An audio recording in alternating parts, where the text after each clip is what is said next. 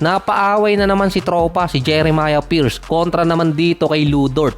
At least hindi si Jeremiah ang nagsimula. Nakwelyuhan nga lang siya ni Lu Dort, Estee Lu Dort. Yun kasi ang bago niyang nickname ngayon. Ang pinagmulan di umano ng gulo dahil tapos na yung game, naglalaro pa yung Pelicans. Kumbaga uubusin na lang yung oras. Unwritten rule kuno. Parang si Herb Jones ata yung huling tumira na nakuha pa ni Pierce yung bola na dapat itatakbo na lang niya at uubusin yung oras.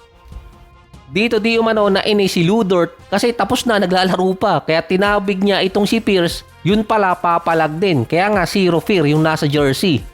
Pero based naman kay SGA na may panibagong memes na naman, nagsimula di umano yung asaran nilang dalawa nung last free throws niya.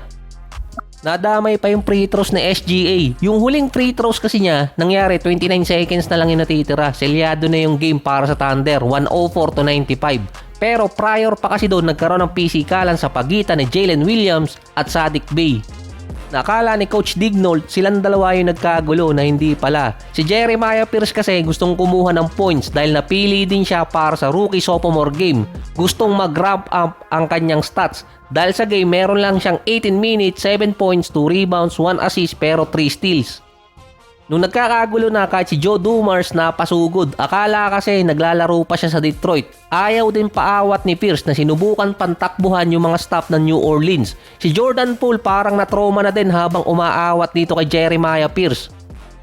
Si Poole agad yung humarang dito kay Pierce nung susugurin niya itong si Lu Dort. Pero nung nakwelyuhan kasi parang winagwag lang nitong si Lu Dort si Pierce eh. Parang si Jordan Poole napapaisip tuloy. Parang maling team ata yung napuntahan niya. Bumabalik yung mapait na alaala. Dahil dati, nakita niyang harap-harapang sinapak ni Alvarado si Mark Williams. Noong nakaraan naman, kinulit pa siya ng batang fan kung ano nangyari after siyang sinapak ni Draymond. At ngayon naman yung rookie nila ayaw paawat. Bit-bit na ng mga staff ng Pelicans si Pierce hanggang locker room. Tapos nag-post din siya ng gulo nilang dalawa ni Lu Dort. Si Dillon Brooks naman hindi papahuli kontra Brooklyn. Balik sa winning column ang Suns matapos ang 106-102 mula sa 27 points ni Mark Williams at 26 points nito si Dillon Brooks. Wala si Devin Booker, Jalen Green at Colin Gillespie. Nagkaroon din ng gulo sa pagitan ng Nets at Suns nang itulak ng rookie na si Demin ito si Dillon Brooks habang nag-aagawan ng buko si Claxton at si Brooks. Natawagan din ng flagrant foul itong si Dillon Brooks na matamaan niya ang kayamanan ni Claxton sa isang play. Nagkamali daw kasi ng dakot itong si Brooks. Siya kasi yung isa sa mga top player ng Suns kung bakit sila contender sa playoffs. Parang kung walang Dillon Brooks, hindi ganong aangat ang Phoenix Suns. Pero si Brooks ang madaling target ng mga official dahil sa reputasyon niya. May natitira pang 35 games ang Suns so far at injured pa si Jalen Green at Devin Booker. Pero si Booker next week pwede na makabalik. Lagpas na rin kasi sa limit si Dillon Brooks ngayong season. 15 technical na si Brooks after niyang makakuha ng isa versus Brooklyn. Binawi pa ng NBA yung isang technical niya. Technically dapat suspended na si Brooks pero nabigyan pa siya ng isang chance. Pero dahil nakakuha siya ng isang flagrant foul at isang technical sa game versus Knicks, lalong naging critical ang sitwasyon ni Brooks. So mali pala, hindi pala Knicks yun, Nets ang kalaban ng Phoenix Suns, nagkamali pa tuloy. Isa pa doon, may kakulitan din tong si Dillon Brooks eh. Dahil sa post-game interview, sinabi niya, confident siyang babawiin ng NBA yung mga technical at flagrant na binigay sa kanya versus dito sa Brooklyn.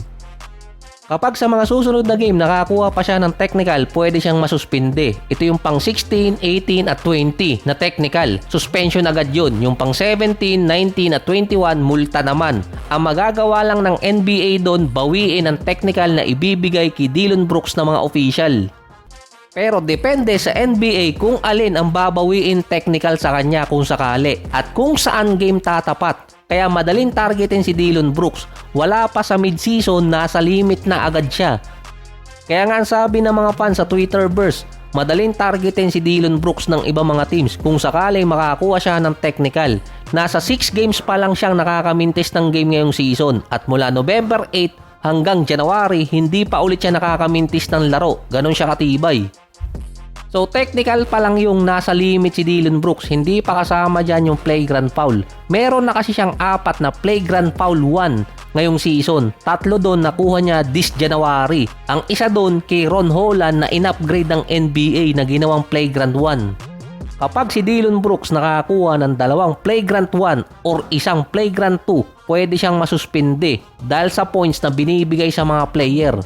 Ang issue kasi kay Brooks, kapag nagkaroon siya sa mga susunod na game ng Flagrant 1, pwedeng bawiin ng NBA yun. Pero kapag nakakuha siya ng Flagrant 2 at ibaba lang ng NBA sa Flagrant 1, pwede kasi siyang masuspindi pa rin. So nabasa ko pa sa report doon, kapag si Dillon Brooks Flagrant 2 ang nakuha sa mga susunod na game, pwede siyang masuspinde ng 2 games. So kung technical lang, parang madaling palusutin para kay Dillon Brooks. Kaso may kasama siyang flagrant foul. Double whammy kay Brooks. Maaalin na lang doon ang mauna na masuspend siya. 2 kasi ang nakaabang. At least hindi man tinalo ni Dillon Brooks sa paramihan ng championship si Draymond Green, at least talo niya sa paramihan ng technical at flagrant. Isa pa doon, kapag nakita ng NBA na inassume agad ni Dillon Brooks na babawiin yung technical, baka lalong hindi bawiin.